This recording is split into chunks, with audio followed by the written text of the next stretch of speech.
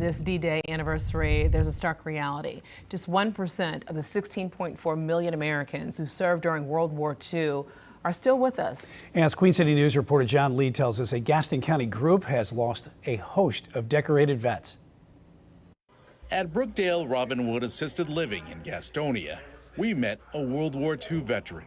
Arrowood, they're here to do the interview, okay? Henry Arrowood is 101.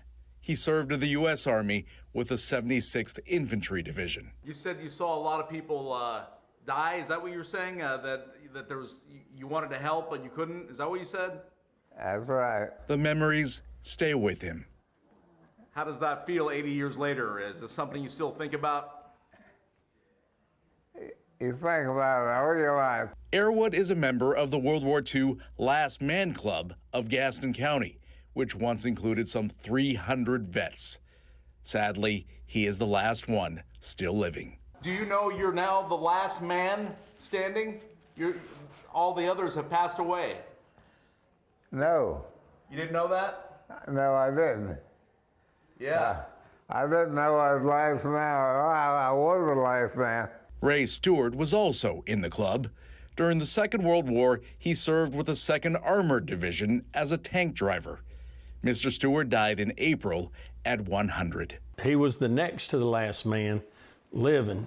Son Mike and daughter Karen cling to reminders of a century of patriotism. He has his dog tags, his classification, that kind of thing. Karen, who's a school teacher, says her decorated dad often spoke to her students in the classroom. He felt like he had an obligation to talk about it because he didn't want people to forget.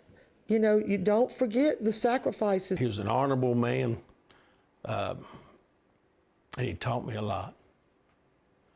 He taught me a lot. The pauses say a lot. What would you say is the #1 thing he taught you? Had a love for your family. Mission accomplished. He was amazing. Tony Sherrill of American Legion Post 23 says it's important to celebrate the legacies of his friend Ray and other World War II vets. We can never, ever let them be forgotten. We have to keep them in our memories and in our hearts. Henry Arrowood didn't expect to be the last. Well, being the last man in the county. What about the state? That I don't know about. But you keep living and you'll be the last one. I feel like I could live a long time yet. He'll soon be presented with this. The final living member is charged with taking a bottle of whiskey to the graves of the 5 heroes who most recently died. In the ceremony, he's supposed to go and pour a jigger on each person's grave and was supposed to take a shot. It's uncertain if Arrowood is physically able to complete that assignment. I'm being nosy. While we interviewed Henry, Glenda Chavis came out of her room just to hear his story. His family just needs to know how important it is, how important what he did is for us. Then she echoed the sentiments of the nation.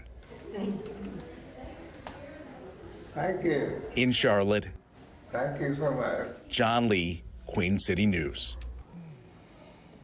Mr. Arrowood's grandson says the family will keep the ceremonial whiskey bottle as a memento. Wow.